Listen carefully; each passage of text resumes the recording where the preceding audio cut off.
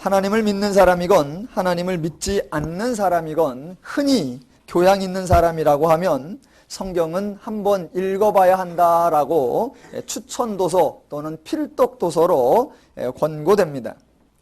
그래서 간혹 믿지 않는 사람들 중에서도 성경을 읽어보았다라는 사람을 종종 만나보고 그들이 성경을 읽으며 궁금해하던 것에 대한 이런저런 질문을 받아본 적도 있습니다.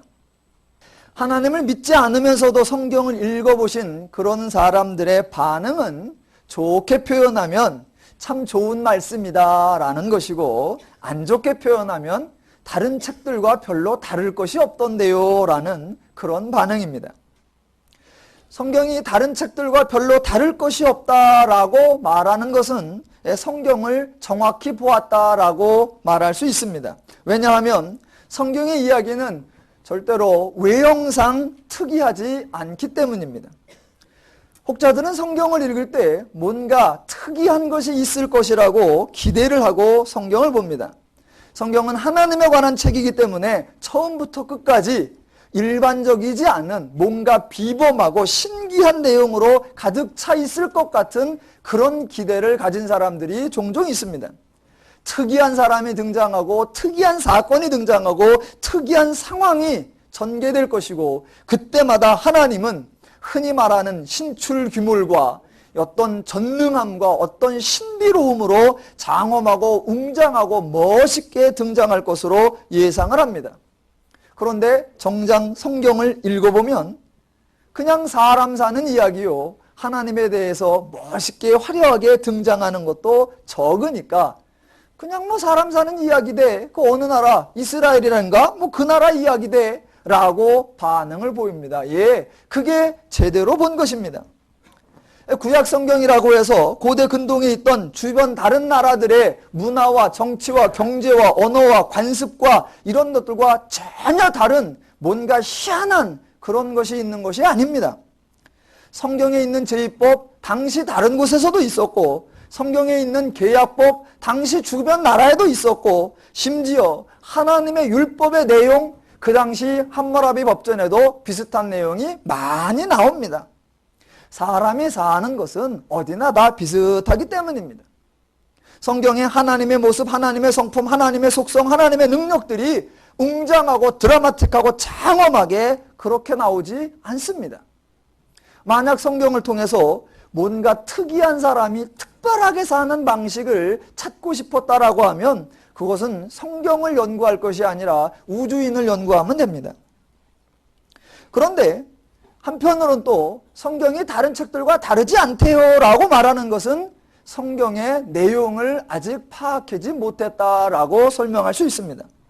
성경은 평범한 인간들이 살아가는 그 일상의 이야기지만 성경이 독특하고 성경이 유일하다고 하는 이유는 그 성경이 가지고 있는 가치관과 성경에 담겨있는 세계관입니다.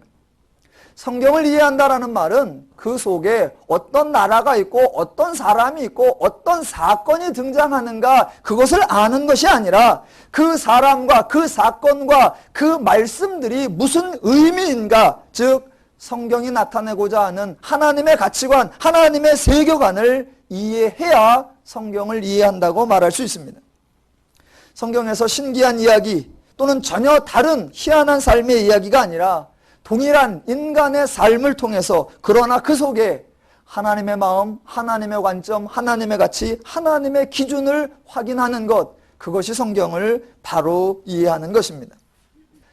한 2주 전인가 제 핸드폰으로 전화가 왔는데 문자 확인을 딱 보니까 이 전혀 모르는 번호가 많이 찍혔어요. 이 희한한 전화다. 그래서 받아보니까 미국에서 온 전화입니다. 미국에 어느 분이 계신데 미국에서 누림교회 소식을 들었다. 그래서 다음 주경에 대한민국에 오는데 부산에 목적이 있는데 누림교회를 꼭 한번 방문하고 목사님을 뵙고 싶어서 다음 주에 주일 예배 때 오겠다. 저는 벌써부터 걱정이 태산입니다. 흔히들 이제 탐방이라고 하죠. 탐방을 오면 이것저것 물어보고 꼭 그런 자료를 달라라고 요청을 합니다. 그런데 저는 그런 거 요청할 때가 제일 문제죠. 누린교회 뭔가 특별한 새로운 방식이 있습니까? 없습니다. 누린교회 어떤 신기한 조직이 있습니까? 없습니다. 누린교회 어떤 행사가 있습니까? 없습니다. 무슨 자료가 있습니까? 없습니다. 그러니까 누린교회는 뭐가 있습니까? 없습니다. 이거 빼놓고는 아무것도 없는데. 저도 예전에 탐방이라는 것을 가보았습니다. 어느 교회가 좀 부흥을 하면 그 교회는 무엇을 어떻게 하는가 가서 연구해 보라라고 이제 오다가 떨어지니까 저도 새벽부터 가서 밤늦게까지 그 교회는 어떻게 하나 아주 이 비디오도 가지고 가서 해본 적이 있습니다. 똑같아요. 아침에 사람들이 모이고 오니까 기도하고 자기들끼리 어떻게 회의하고 그러다 예배하고 밥 먹고 그 다음에 성가 연습하고 성경 공부하고 그러다 저녁 예배 드리고 그리고 가더라. 뭐 다를 바가 하나도 없습니다. 그리고 보고를 이제 나중에 해야 되는데 저는 보고서 쓸 일이 제일 걱정이었어요. 탐방 가는 건 좋은데 갔다 와서 보고서 우리와 비슷하더라. 그럴 순 없잖아요. 그러니까 굳이 쓴다면 우리는 9시인데 그들은 10시에 해서 오고 가는데 시간 조절을 잘하더라. 뭐 이런 얘기밖에는. 저는 탐방 갈 게 없다고 생각을 합니다. 탐방은 어떻게 하느냐. 그 교회 목사님 설교 몇 번 들어보면 벌써 다 끝나야 돼요. 목사님 설교 딱 들어보면 아, 저분은 저렇게 설교를 하는 거 보니까 아마도 저런 신학을 가지고 계시는구나. 그런 신학을 가지시는 분이라면 교회를 그렇게 운영을 하겠구나. 그냥 한 번에 다 보여야지. 가서 뭘 볼 게 있고 뭘 의도올 게 있어요. 저는 굳이 탐방을 가려면 다른 교회를 탐방 가면 안 된다. 탐방을 가려면 저처럼 다른 종교를 탐방해라. 저는 그래야 된다고 생각을 합니다. 왜냐하면 우리나 그들이나 사는 건 똑같은 세상에 똑같은 걸 먹고 똑같이 사는데 그들은 도대체 무슨 생각, 무슨 가치, 무슨 세계관을 가지고 살고 우리의 방식, 우리의 원리, 우리의 기준, 우리의 가치와는 무엇이 다른가? 그거를 보아서 그들의 틀린 것을 지적해주고 우리의 옳은 것을 우리 삶 속에 더 드러내야지. 아니, 같은 하나님 믿는 사람끼리 저 교회는 어떻게 하나? 그 정도 뺏어오겠다는 욕심밖에 더 돼요? 성경을 통해서 발견하려고 하는 게 그거란 말입니다. 신기한 사람, 신기한 상황을 만나는 것이 아니라 우리 같은 사람들, 우리와 같이 평범한 일상을 사는 사람들, 그런데 그들 가운데 하나님은 어떤 가치, 어떤 개념, 어떤 원리, 어떤 방식, 어떤 세계관, 하나님이 죄인들에게 주시려고 했던 그 하나님의 관점이 무엇이냐, 그것을 찾아나고 그것을 이해해야 하는 것입니다.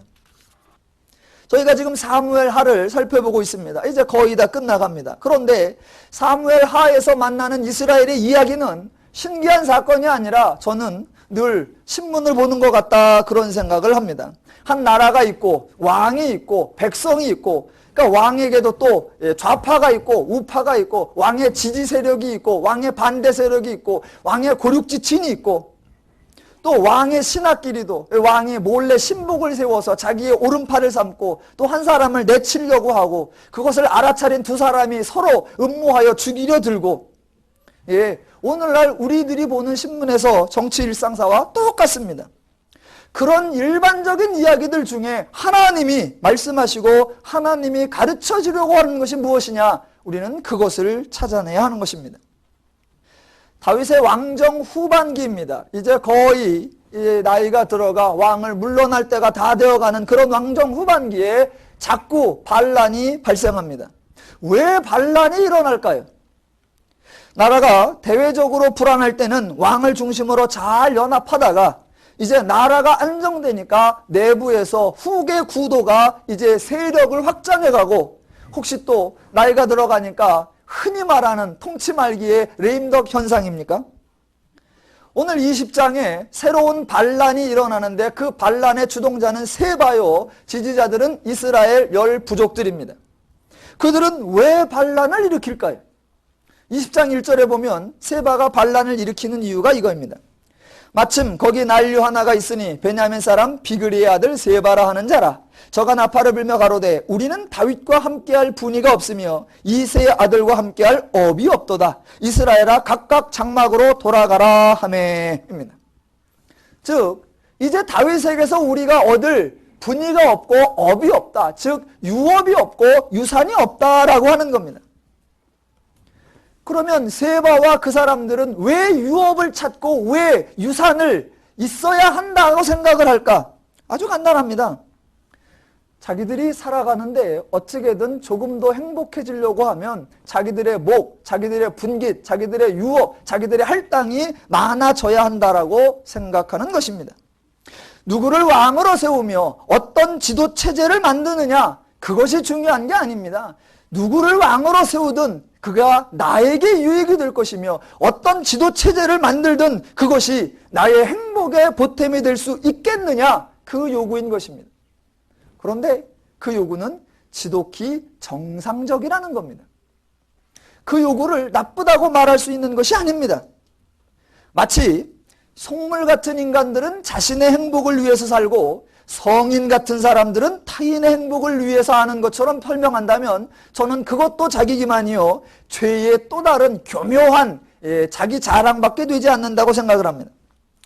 인간은 누구나 자신의 행복을 위해서 삽니다. 그것은 절대로 잘못된 것이 아닙니다. 그런데 인간은 누구나 행복을 위해서 사는데 정작 중요한 것은 그 행복이 어떻게 누려지느냐, 어떻게 해야 행복하느냐라는 겁니다. 간혹 교회나 또는 성도님들이 혼돈하시는 경우가 있습니다.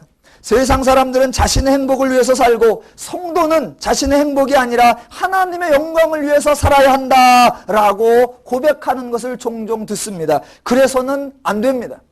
절대로 그래서는 안 됩니다. 세상 사람들이 자신의 행복을 위해서 산다면 성도는 더더욱이 자신의 행복을 위해서 살아야 합니다. 하나님이 가장 기뻐하시는 것이 바로 성도의 행복이기 때문입니다. 자신의 행복을 포기하고 하나님을 위해 사는 것이 가장 하나님을 왜곡하고 가장 하나님을 모욕당하게 만드는 것입니다. 성경은 인간의 행복을 무지무지하게 강조합니다. 예수님도 복음서에 친히 이렇게 말씀하셨습니다. 온 천하를 얻고도 목숨을 잃으면 무슨 소용이 있으리요 라고요. 인간이 행복해야 합니다. 성경은 그걸 강조합니다. 인간은 행복해야 한다. 그런데 어떻게 해야 인간이 행복하냐라는 걸 묻는 거지, 하나님의 영광을 위해 살아야 되느냐, 너의 행복을 위해 살아야 되느냐, 이렇게 하나님 영광과 인간의 행복은 상대적인 개념이 절대로 아닙니다. 하나님의 영광과 인간의 행복은 동등한 동질 개념입니다. 인간의 행복 없이 하나님의 영광 없고 하나님의 마음 없이 인간의 행복 없습니다. 정작 신앙이 우리에게 가르치려고 하는 것은 인간은 행복해야 한다. 그런데 어떻게 해야 행복하느냐라고 하는 행복의 방법론이지 하나님이냐 인간이냐 이 얘기가 절대로 아닙니다. 요새 중요하기보다는 재미있는 노래가 하나 나왔고 그거에 대한 패러디한 업그레이드된 노래가 나왔습니다. 먼저 나온 노래는 그겁니다. 아버지는 말하셨지 행복을 누려라, 이렇게요. 그 노래가 나오고 나서 그거에 대한 반대 노래가 나왔습니다. 아버지는 망하셨지 인생을 즐기다. 아버지는 말하셨지 인생을 즐겨라 그랬는데 아버지는 망하셨지 인생을 즐기다.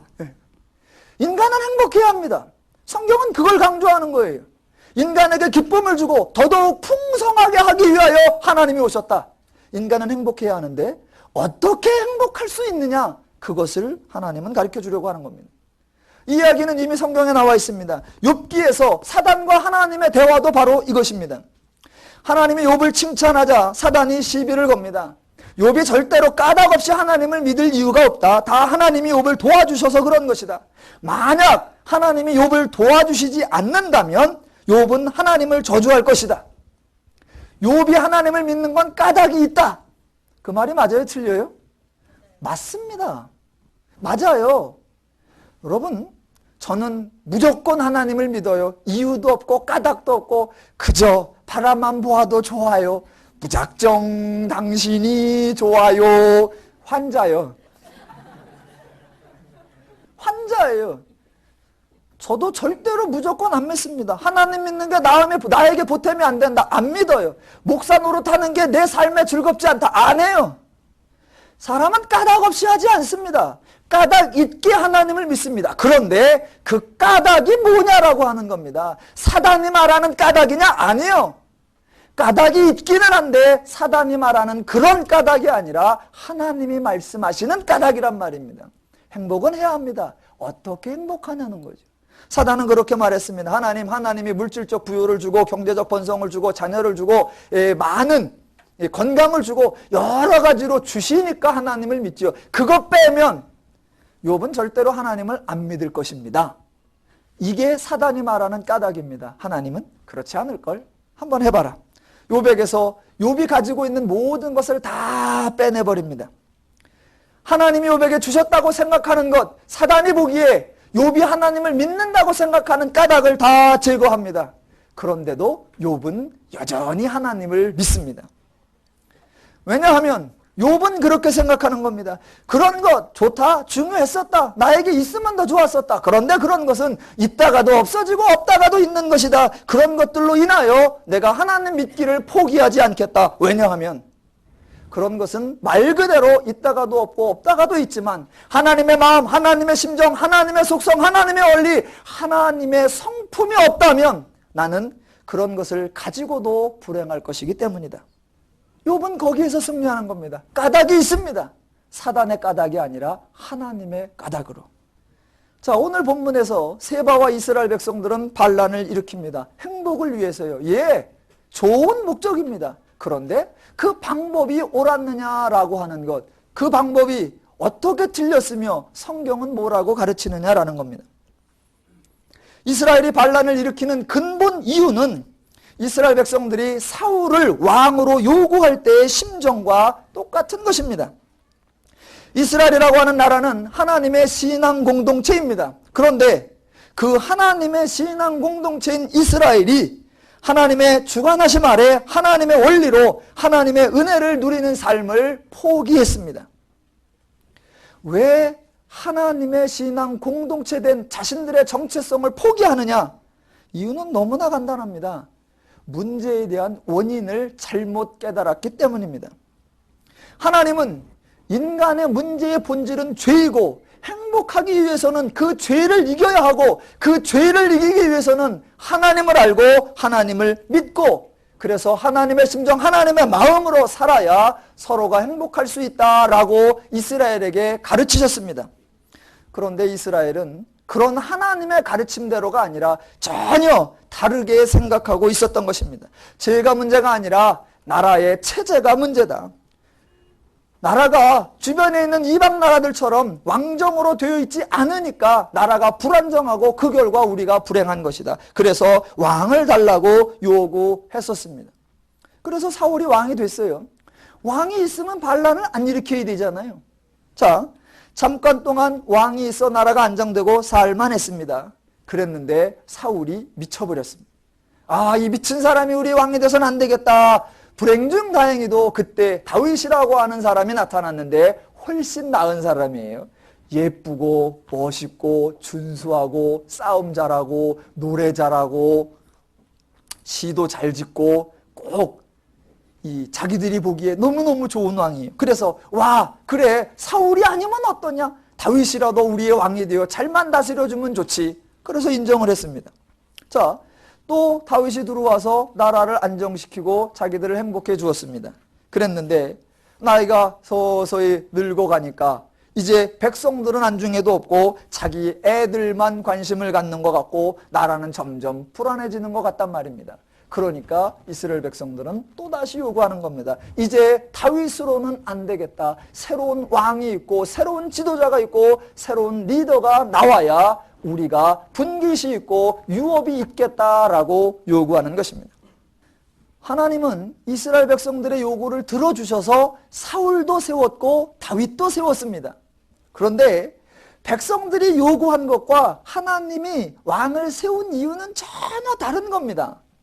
사울과 다윗은 전혀 다른 자예요.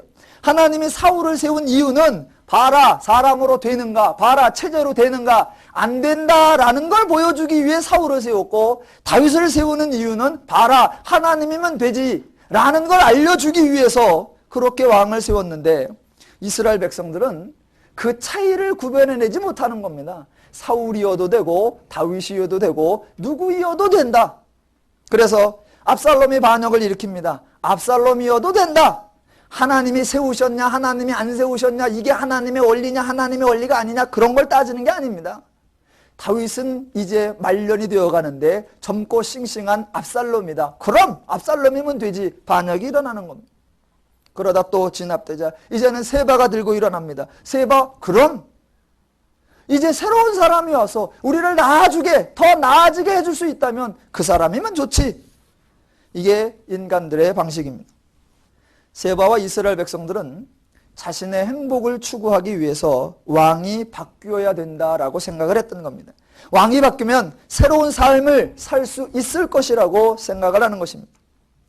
절대로 행복 추구 자체는 문제가 아닙니다. 어떻게 행복하느냐라고 하는 그 문제입니다. 죄인들의 요구는 가끔 이렇게 생각을 해보면 참 말이 안 되는데 그걸 또 당당하게 요구할 때가 있습니다. 자, 사람들은 왕을 기대합니다. 그래서 왕이 힘이 있어야 된다. 그래서 이 통치력을 발휘하고 뭔가 혼란이 일어나면 공공을 동원해가지고 일사불란하게 진압하고 나라를 안정시켜야 된다. 그래서 왕은 힘이 있어야 된다 라고 요청을 합니다. 그런데 왕이 힘을 쓰면 독재라고 그러고 힘을 안 쓰면 물렁하다 그러고, 왕이 힘이 있어야 돼. 그런데 나한테는 쓰지 말고 저 사람한테만 쓰고 나에게는 부드럽게 오고, 또 왕을 세우면 왕은 나를 위해 희생해주고 나는 왕의 덕분에 잘 살고, 아니 내가 그런 욕심이 있으면 그쪽 죄인은 왜 그 욕심이 없겠냐 말입니다. 저는 이 교회 이렇게 하면서요, 목사님들하고 만나면 전 되게 웃길 때가 많습니다. 목사님들이 되게 웃긴다. 왜 웃기냐면 목사님들은 가끔가다 보면은 생각을 목사님만 하는 줄 알아요. 목사님은 이렇게 하면 성도들이 말을 듣겠지, 아주 생각을 한단 말입니다. 그러면 성도들은 아무 생각 없이 네, 그럴 줄로 안단 말이에요. 당신이 그렇게 교묘하게 생각하는 것만큼 저쪽도 그렇게 교묘하게 생각한다는 생각을 안 한단 말입니다. 내가 왕을 통해 무엇인가 이익을 받기를 원하면 왕도 백성을 통해 이익을 받기를 원하지 누가 자기를 희생하려고 합니까? 그런 말도 안 되는 백성들의 요구가 있는데 그런 요구를 실제로 들어주신 적이 있습니다. 그게 하나님이십니다. 그래서 하나님이 이스라엘 가운데 지도자를 세울 때 언제나 지도자의 역할은 그런 것이었습니다. 자, 하나님이 이스라엘 가운데 사람을 세울 때 모세, 예를 들어 모세를 세웠다. 그럼 모세에게 하나님이 권력을 주신 적이 없습니다. 모세에게 특권을 주신 적이 없습니다. 모세에게 백성들은 없는 어떠한 특별한 혜택을 주신 적이 없습니다. 독립의 영웅이라는 칭호도 주어진 적이 없고, 가나안 입성할 때 맨 앞에서 면류관 받으며 환영소리 들으며 들어가라고 한 적도 없고, 광야 여정 가운데 혹시 죄를 지어도 면책특권 받은 적이 없고, 땅 분배할 때 몇 평 더 얻은 것도 없습니다. 지금 다윗을 왕으로 세울 때도 백성들이 요구한 그 모습을 그대로 들어주신 분이 하나님이십니다. 다윗아, 왕이 되어라. 대신 백성들은 힘을 원하지만 정작 힘이 자신들에게 쓰이는 것을 원치 않는다. 잘 들어라. 너는 왕인데 통치하고 지배하는 왕이 아니다. 그래서 너는 하지 말아야 될 것, 아내를 많이 갖지 말라, 은금을 많이 갖지 말라, 말을 많이 두지 마라. 저는 가만히 생각하면 그거 많이 안 두려면 뭐하러 왕이에요? 그 맛에 하지. 아니 왕 돼서 은금도 쉽게 얻을 수 있고 아내도 많이 얻을 수 있고 말도 많이 얻을 수 있고 또 왕이라고 하는 이 뻐김과 이것도 좀 있고 말이야. 내가 한마디 하니까 백성들이 좀 설설설 기는 뭐 그 맛도 있고 그 맛에 왕하는 거지. 그 맛에 높아지려고 하는 거지. 근데 하나님은 그거 하지 말라. 뭐하러 해요? 그러면서 절대로 백성 위에 교만해지지 말라. 백성들이 그런 왕을 요구할 때 하나님은 그런 왕을 세워주셨던 것입니다. 그러면 정작 그 사람은 뭐냐? 하나님이 그 사람이 그런 역할을 하면서도 절대로 손해보거나 그가 피해보지 않도록 이미 하나님은 그 사람에게 은혜를 주셨고 그 역할이 감당될 수 있도록 동행하시며 가르치시며 역사하시며 후원하시며, 그래서 그 일을 통해 아하, 하나님이 하시니까 저렇게 되는 거고 하나님의 원리면 되는구나 라는 걸 그 당사자와 그를 바라보는 모든 사람에게 가르치기 위하여 하나님이 왕을 세웠고, 그 왕이 바로 다윗이었는데 오늘 다윗도 그 역할에 실패하는 겁니다. 이스라엘 백성들, 하나님의 백성으로서의 삶을 실패하고 다윗, 하나님의 지도자, 하나님의 그 일하심을 드러내어야 하는 그 역할에서 실패하고 있는 것입니다. 자, 다윗은 압살롬에게 쫓겼다가 다시 왕궁으로 돌아올 때에 이스라엘 12지파 중에 이스라엘 부족 10지파와 유다 지파 두 부족이 싸우도록 충동질시킨 그 장본인이 누구냐? 바로 다윗이. 백성들이 그래도 다윗은 중재를 해야 되는데 다윗이 먼저 그럽니다. 이스라엘 백성들이 그 10지파가 야, 우리가 다윗에게 반역을 일으켰었는데 어떻게든 용서받으려면 우리가 먼저 가서 좀 이쁜 짓을 해야 되지 않겠느냐? 빨리 맞으러 가자. 그때 다윗은 사바사바 유다 족속을 불러갖고 너희는 내 고륙지친이 아니냐? 너희가 먼저 와야 되지 않느냐? 라고 해서 두 부족이 왕을 중간에 두고 누가 먼저 도적하여 갔네, 우리 분깃이 더 많네, 그는 우리 고륙이네, 그 싸움을 일으키게 만들었던 장본인입니다. 또 하나 재미난 건 그 10지파와 2지파가 싸우게 하는 것뿐만이 아니라 그 요압에 대하여 다윗이 희한한 일을 합니다. 한 군데만 보겠습니다. 19장 13절로 가보겠습니다. 19장 13절에 너희는 또 아마사에게 이르기를 너는 내 고륙이 아니냐? 네가 요압을 대신하여 항상 내 앞에서 군장이 되지 아니하면 하나님이 내게 벌 위에 벌을 내리시기를 바라노라 하셨다 하라 하여. 지난주에 죄인들은 하나님을 써먹을 줄 모른다 그랬습니다. 하나님을 선하게 의롭게 좋게 써먹어야 되는데 꼭 엉뚱한 일 할 때만 하나님이 하셨다라고 말합니다. 아마사가 압살롬이 반역할 때 그쪽에 들었던 사람입니다. 자기 옆에서는 요압이 늘 자기를 도와주고 있었습니다. 그랬는데 요압이 다윗을 도와주기는 했지만 그렇게 녹록한 사람은 아니었던 것 같습니다. 요압도 나름대로 소신이 있고 자기 주장이 있고 좀 그랬던가 봐요. 그래서 지난번 이스보셋의 신하였던 아브넬 장군이 왔을 때 다윗은 맞아 주었는데 요압은 그게 싫어서 다시 오라 하여 죽였던 적이 있습니다. 그때 이 다윗이 이 수르야의 아들들아 너희들 때문에 내가 너무 힘들다 라고 말했던 그 요압이었는데 지금 돌아오면서 자기를 그동안 지켜주었던 요압을 빼놓고 압살롬의 반역에 들었던 그 아마사를 자기 고륙지친이라고 하여 너를 내 군대 장관 삼겠다라고 하는 겁니다. 자, 그게 지금 자기 신하들 중에 편갈래기를 해서 싸움을 붙이는 겁니다. 그래서 오늘 본문에 읽었던 20장의 사건이 나오는 겁니다. 아마사에게 네가 먼저 가서 유다 족속을 모아서 데리고 와라. 그랬더니 정한 기한에 지체했단 말입니다. 그러니까 아비새를 통해서 가라 라고 하니까 요압이 아비새를 통해서 가다가 이제 아마사가 오니까 만나서 형이여 평안하뇨 라고 하고 그 아마사를 요압이 찔러 죽이는 그런 사건이 일어납니다. 아니 신하들 가운데 그런 충성의 경쟁이 일어나고 서로 왼팔 오른팔이 되려고 하고 신복이 되려고 할 때에 이 나라의 중심은 내가 아니요 이 나라의 평화는 나로 말미암는 것이 아니요 하나님으로 말미암는 것이며 우리 모두 하나님의 뜻대로 하자 이렇게 가르쳐야 할 다윗이 너는 내 고륙지친이니까 오른팔, 너는 요압, 너는 내 왼팔.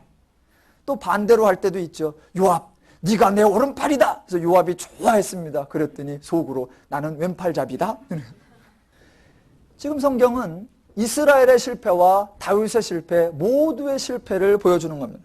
세바는 반란자로 징계하고 다윗은 성군으로 칭송하느냐? 절대로 그러지 않습니다. 백성의 실패, 다윗의 실패를 모두 보여주는 것입니다.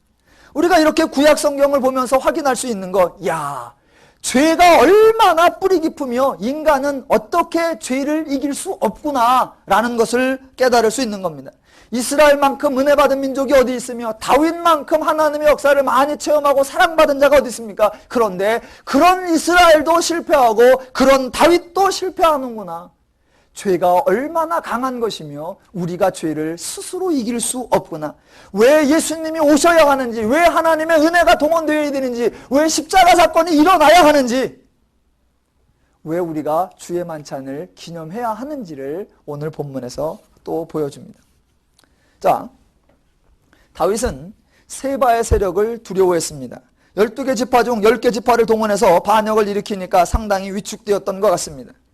그래서 세바를 진압하면서 동시에 자기의 측근이면서 이 골칫거리였던 요압도 제거를 하려고 했던 것 같습니다. 그런데 결국 요압이 지배를 제거를 당하는 대신 자기가 세우려고 했던 사람이 제거를 당합니다. 그리고 결국 요압은 군대 장관으로서 견고히 서고, 이제 다음 주나 다다음 주에 보면 이제 아도니아가 반역할 때 요압이 그 선봉에 서는 것을 볼 것입니다.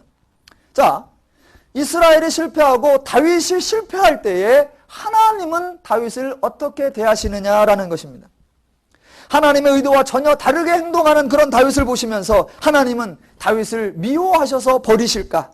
아니면 어쨌거나 내가 세운 놈인데 그 놈이 무너지면 나마저 망신당하니 어쨌건 내 편이니까 도와줘야 된다, 그런 것일까? 성경은 모든 경우를 통해서 다윗도 가르치시고 이스라엘도 가르쳐서 모두가 하나님을 알게 하십니다. 다윗이 자기 고륙 지친을 자기의 후원군으로, 자기의 응원군으로, 자기의 지지 세력으로 세우려 하는 그러한 어리석은 방식을 틀렸다고 깨닫게 하시고, 이스라엘 백성들로 하여금 사람이 바뀌면 나아질 수 있고 체제가 바뀌면 나아질 수 있을 것이라고 하는 또 다른 어리석은 기대도 틀렸다고 가르치십니다. 이렇게 하나님이 다윗과 이스라엘 모두를 다 틀렸고, 하나님이어야 한다, 하나님을 알아야 한다, 하나님의 원리여야 한다, 그것을 가르치기 위하여 하나님이 동원하는 사람이 있는데 그 사람이 또 무명의 여인입니다. 자, 요압이 아마사를 죽이고 자기 부하들을 이끌고 세바를 잡으러 가는데 세바가 벤마아가 아벨성에 들어가 있습니다. 그래서 온 무리가 이 성을 통째로 다 함락시켜버리자 라고 해서 이제 싸울 준비를 합니다. 그때의 성 중에서 어떤 무명의 여인이, 그거 누구요? 그 중에 대표가 누구요? 요압인데요. 그 요압 좀 보자고 합시다. 그래서 요압이 옵니다. 자, 그때 이 여인이 그럽니다. 아니, 당신들 정신이 있어? 이스라엘의 어미 같은 성, 이 성을 멸하려 하며 더군다나 여호와의 기업을 삼키려고 하시나이까? 여러분, 지금 이 장면이 무지하게 우스운 장면입니다. 아무도 안 웃으시는데 왜 우스운 장면이냐면, 지금 이름도 모르는 무명의 여인과 다윗을 지키기 위하여 생명을 불사하고 나가서 전쟁하려고 하는 요압과 누가 하나님을 위하고 누가 다윗을 위하고 누가 나라를 위한다고 얼핏 생각이 듭니까? 요압이겠지요. 자, 내가 지금 이 전쟁을 나조차고 하냐? 하나님이 다윗을 세웠지 않냐? 다윗은 하나님의 사람이고 다윗은 하나님의 나라의 지도자가 아니냐? 나는 그 사람을 지켜야 하고 그 나라를 지켜야 하니 반란자들 다 죽여버리리라. 나는 그를 위하여 나왔느니라. 지금 전쟁의 명분도 좋고 충성도 셀 것입니다. 그런데 지금 여기 한 여인이 있어요. 뭔 일이래?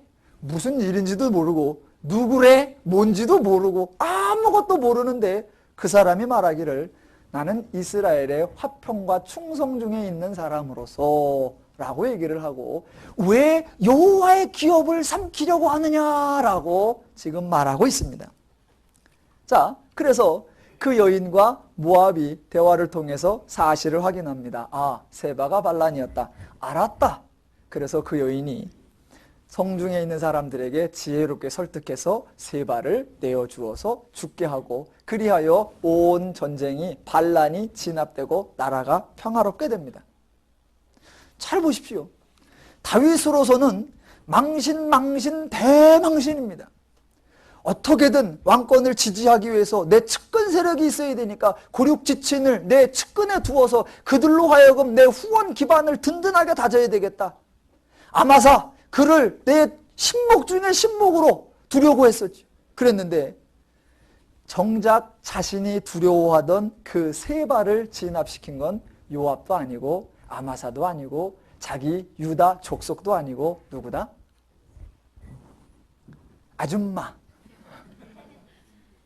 아줌마예요. 하나님이 또 그걸 가르치시는 겁니다. 다윗, 또 잊었냐? 이스라엘, 또 잊었냐? 너의 힘이 되고 너의 반석이 되고 너의 산성이 되고 너의 후원자가 되고 너의 지지자가 되는 것. 하나는 아마새가 다루기 편하고 아마새를 두면 고륙지친이니까 반역이 일어나지 않고 장수할 수 있을 것 같아? 그런 너의 사고방식, 그게 바로 죄의 방식이고, 그런 원리가 장수끼리의 싸움을 만들어내고, 그런 원리가 이스라엘 족속 내에 서로 분쟁을 일으키고 나라를 망하게 만들어내는 거다. 이스라엘 백성들아, 사울을 지내봤고 다윗을 지내봤고 이스보셋을 지내봤고 압살롬을 지내보고 그래도 모르냐? 어느 누구도 너희를 위해 줄 수 있는 사람이란 없고 어느 누구도 너희를 위해 희생해 줄 사람이란 없는 거야. 너희 가운데 하나님의 원리, 하나님의 심정, 하나님의 마음, 하나님의 가치, 하나님의 세계관, 그 하나님의 성품을 가지고 행복이 무엇이며 어떻게 해야 행복할 수 있는가라고 하는 그 하나님의 방식을 알아야 너희가 해결을 할 수 있고 정작 행복을 누릴 수 있다. 성경의 방식이 늘 똑같습니다.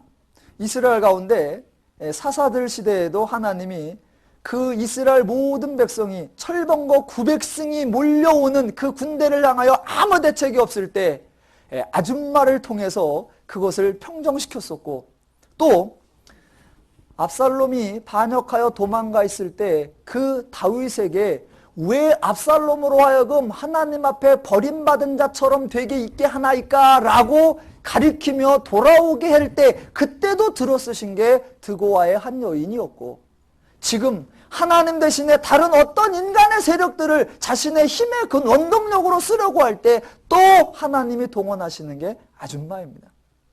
다른 표현으로 사람들이 무시하고 사람들이 중요시 여기지 않는 그것을 하나님이 하시면 모든 것이 다 될 수 있다라고 하는 것입니다.